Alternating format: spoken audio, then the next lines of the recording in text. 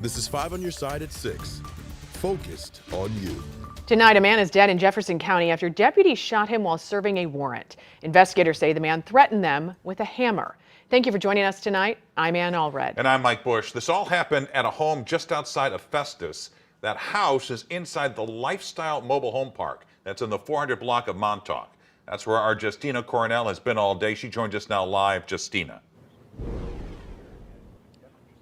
It's been a very active scene here all day, and really within the last hour, officers have started to leave the area. Now, here is what we know. At about 8:45 this morning, deputies were serving an arrest warrant when they say Anthony Stratman Jr. made physical threats and grabbed a hammer. They said they tried to use a taser, but he continued to make physical threats. That's when deputies shot the man, who later died from his injuries. Just last week, Stratman was charged with making terrorist threats to kill multiple people, including Jefferson County judges. Deputies say Stratman had been posting bizarre and disturbing accusations on their Facebook page since December. They say they asked mental health specialists to get him help. He was making claims that Jefferson County law enforcement officials and judges conspired to murder his children and then cover up the murder. Our mental health professionals immediately started making contact with him after these were brought to their attention. Now, we're told that those children are alive and with their mother. We've also learned that none of the deputies today were injured in this shooting. Reporting live, Justina Coronel, 5 on your side. Developing downtown, a police chase involving a car stolen in Jefferson City came to an end near Busch Stadium. Police used spike strips to stop the car before it hit a Tesla at 8th and Clark. Officers say the people inside the stolen car threw 2 guns out of the window on 64 near Jefferson. Police arrested 2 people. It's not clear if anyone was hurt. Dozens of drivers with the Missouri Central School Bus Company called out sick today, forcing the St. Louis Public School District to cancel all after-school activities. And tonight we've learned the company is bringing in an outside group to investigate the issues that led to the protest. 5 on your side's Laura Barczewski is live outside Booter Elementary School, where she talked with parents who were affected. Laura. Mike, while some buses did show up here at school, the parents were called in still to pick up their kids. Aftercare was also canceled, which really threw a wrench into things. A spokesperson for St. Louis Public Schools told me all schools were affected by the bus issue. They canceled all after-school activities except for sports teams and state playoffs. They made other arrangements for them. The drivers were protesting after a mechanic at Missouri Central Bus Company said he found a noose at his work bay. He says he's one of 2 black mechanics at the company and has been singled out on multiple occasions. Meanwhile, one parent at Booter Elementary told me the bus system is inconsistent, and this isn't the first time there's been disruptions.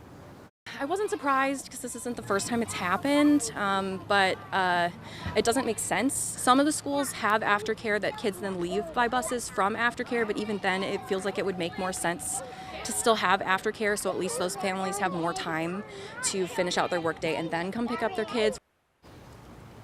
Missouri Central Bus sent out a statement as well, saying their policy is to provide an environment that is welcoming for all. They have zero tolerance for anything that violates that policy, saying, quote, "We are hiring an independent third party this week to investigate these allegations, and we will take whatever action is deemed necessary based on what we learn. We are working diligently to minimize service disruptions for our students, families, and administrators as we understand how important it is for our children to be educated."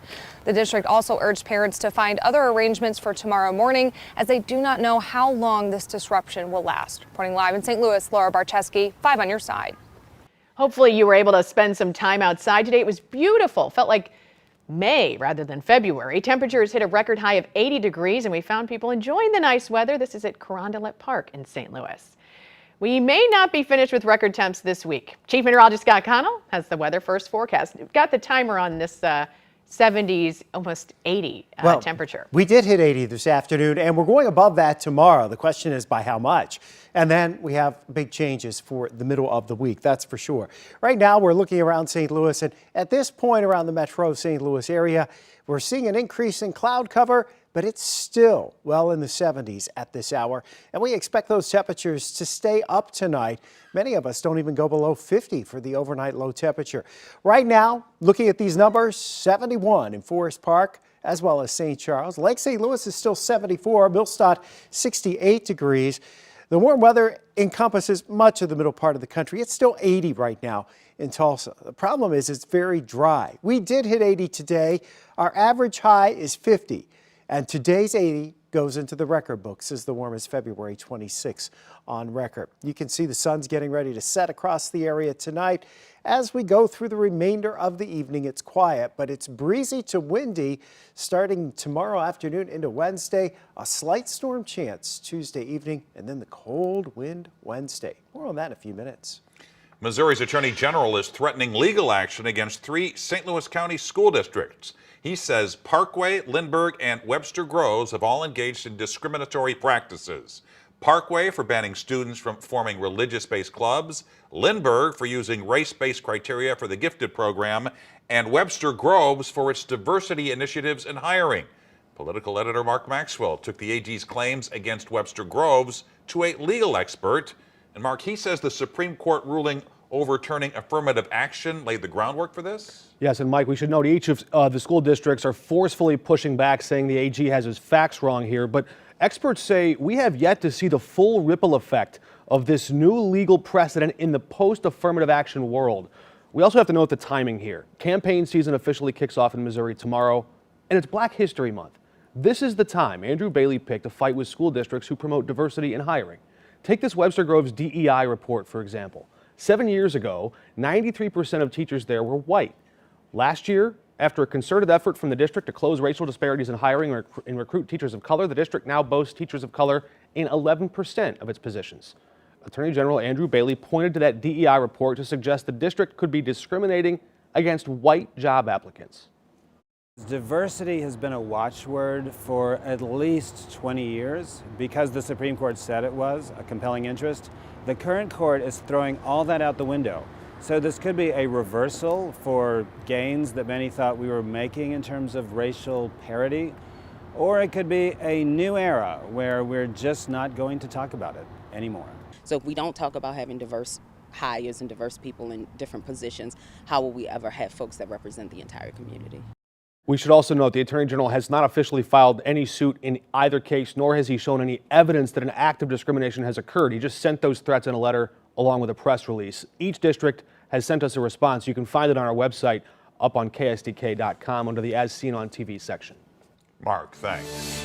Happening tonight, a Jefferson County school district is considering a major shakeup to the school week. Leaders with the Fox C-6 school district could switch students to a 4-day school week. 5 on your side's Holden Kurwicki is live outside of district headquarters in Arnold with what's on the table. Holden. Well, and Mike, this isn't the first time that Fox C-6 school district leaders have considered shifting to a 4-day school week. But the reasons all come down to one thing: money. Tonight, the district is holding a community conversation, asking parents to fill out forms listing their pros and cons of switching to a 4-day school week. It was just last year that the superintendent said the Fox district would have to explore a 4-day work week to save money after a tax levy was rejected in August. But the district ultimately stuck with a 5-day school week after receiving money from the state.